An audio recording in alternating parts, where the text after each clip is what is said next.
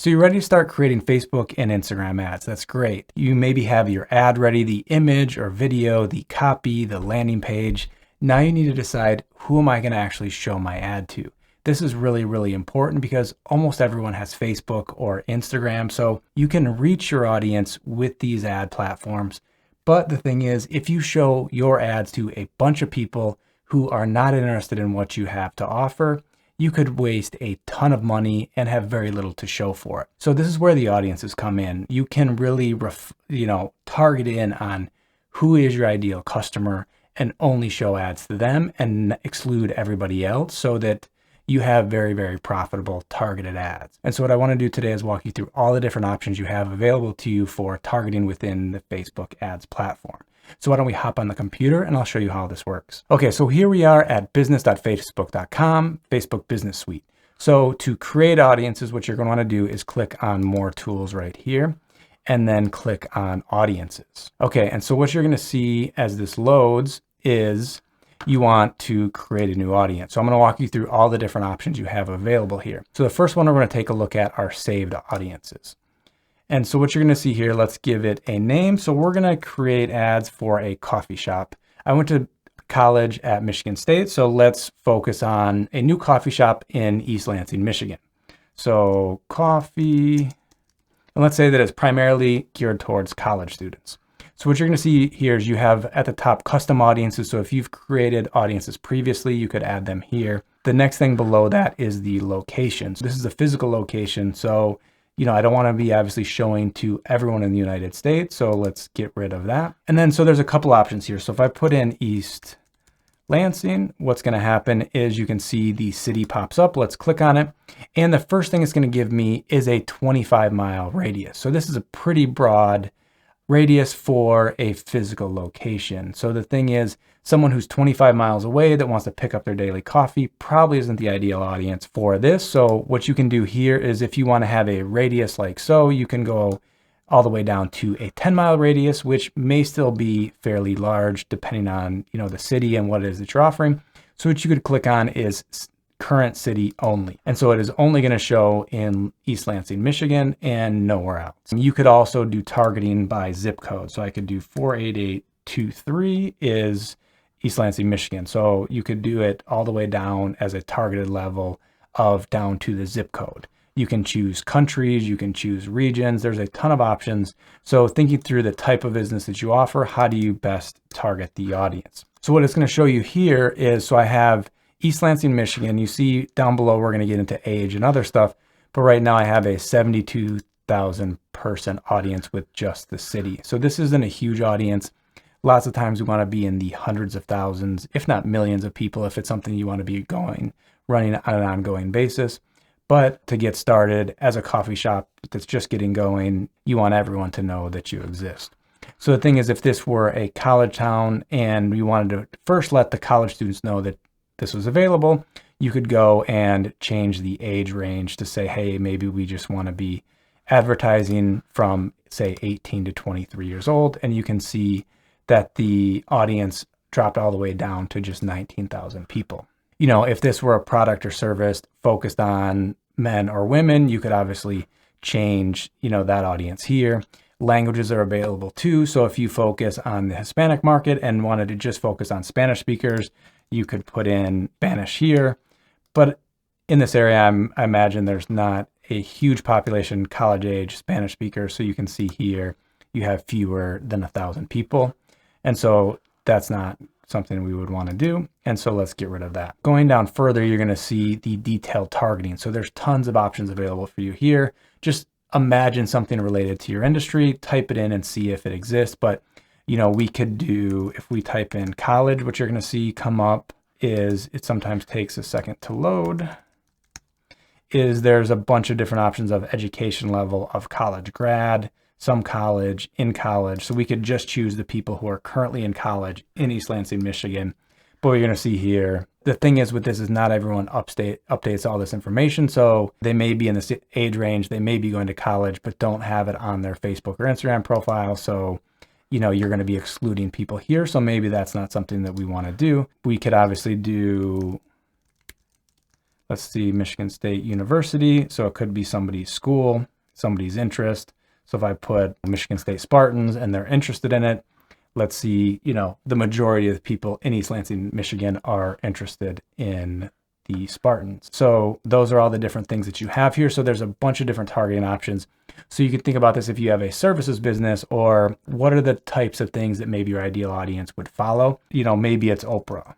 So you type in Oprah, you have people interested in Oprah Winfrey. So you could, select that and then see that this updated. So 18 to 23-year-olds, maybe this match together isn't the right fit. But you could also go in for the coffee shop and type in, let's say, cold brew, and see, you can see here, this is only a 65,000 person audience as a total. And so if I select this in East Lansing, you're going to get something really small. But what I could maybe do is if I type in just coffee in general, we could do that and see most people, the audience didn't get too much smaller, and we excluded the people who don't like coffee. So you can add additional things. So it's say likes coffee, or say tea, people interested in tea as well. And so you're adding stuff up and having a larger audience. You can also exclude things as well. So you could say people who like coffee but don't like tea. So right here you see, exclude. So if I do, let's say here, so exclude people who like tea. And so you're going to see it went from 5,500 to 3,300. So there's a ton of options. Just think through who's your ideal audience. If we were to think through other things, so for our business, maybe you want people interested in email marketing. So I could type in, say, MailChimp. And so you're going to see, you could look for softwares, you can look for, people that are famous within your niche. There's a ton of different targeting options here. And so what we recommend doing with different interest-based targeting is come up with a couple of different ideas, kind of separate those out. If you saw the video that we put up recently on creating your Facebook ad, so you might have different ad sets, one for, say, softwares that people use, some for famous people, some for other interests, and just kind of have a couple of different ad sets. And over time, what you're going to see is which ones work, which ad copy or which ad creative works with certain audiences, and over time, continually improve the ads that you're creating. Getting in further, you have connections. So people who currently like your page, people who don't yet like your page, there's a couple of other things that you can go through and filter within the saved audience. Let's close out of that and keep going.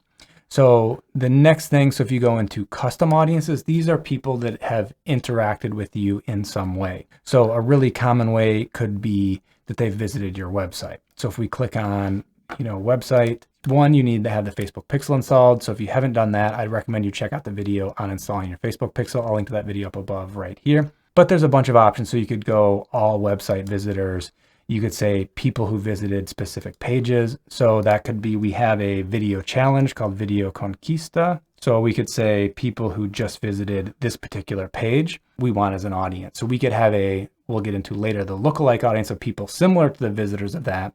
We could create a remarketing campaign of people who visited that page and didn't purchase. We want to show them the page again and get them to come back to it. We can also, if we want to only show the ad to new people, we could say have a certain audience and then exclude people who have already visited this page.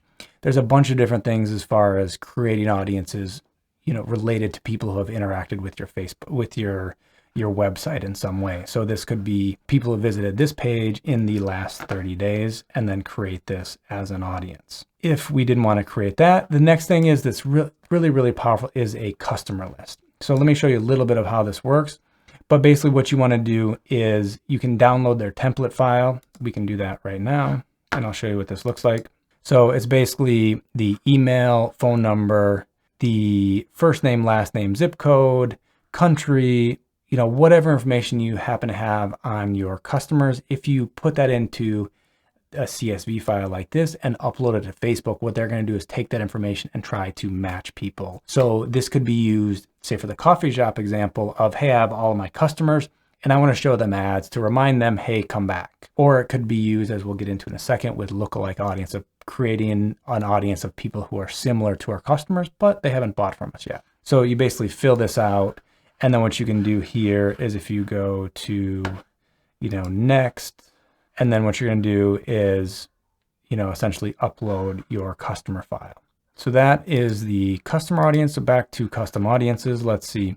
You can do, if you have an app, there's app activity for videos. So what you could do here, for example, is if you have a bunch of videos with views on Facebook, you can say, hey, I want people who viewed at least 3 seconds, at least 10 seconds. They viewed half of the video. Only people who viewed 95% of my video I want to show ads to. If we go back again, if you have lead form ads, you can, use that as a source as well. Something that could be really powerful if you have an audience of either people on Facebook or Instagram, so you can go to Instagram account. And then here, what you would essentially do, so this is Loud on My Business Partners Instagram.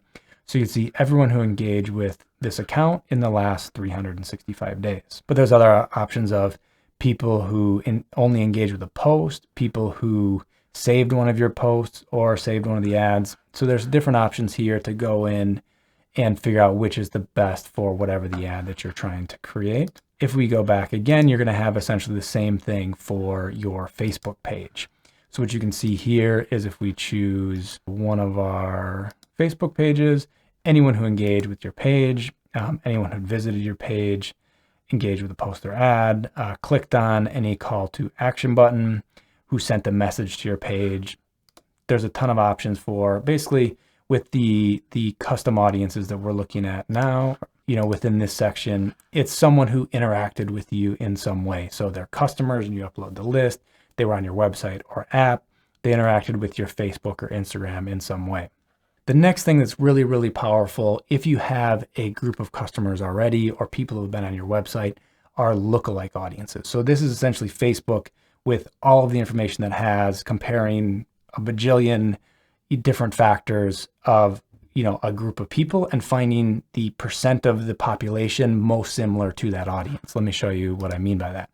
So if you click on lookalike audience, also when you create some other type of audience, a lot of times it'll prompt you to say, hey, would you like to create a lookalike of whatever audience it was? So that page of people who visited Video Conquista, we could say, hey, create a lookalike audience of people similar to the visitors of that page. And then so what you're going to do here is choose a source. So we could say the last 30 days of our website visitors. And then we could say what we want to do is how many different audiences do we like and how broad do we want it to be. And so what we'll have here is if you create one audience, you can say it's, 1%, the top 1% most like are 30-day website visitors, the, 2% similar all the way to 10%. If you want to basically test out how far away from your ideal, customer or lookalike audience, you can create a couple of different audiences to essentially test. So if we want to create, say, 3 different audiences, we have the 1% lookalike, we have the 1 to 2% lookalike, and the 3% lookalike. And so again, what we would do is then create audience. And so you see here, 30-day website visitor, 1% lookalike, 1 to 2%, and 2 to 3%. So we could just test, hey, how broad can we go with our targeting and still get conversions and run profitable ads. So that's all there is to creating audiences for Facebook.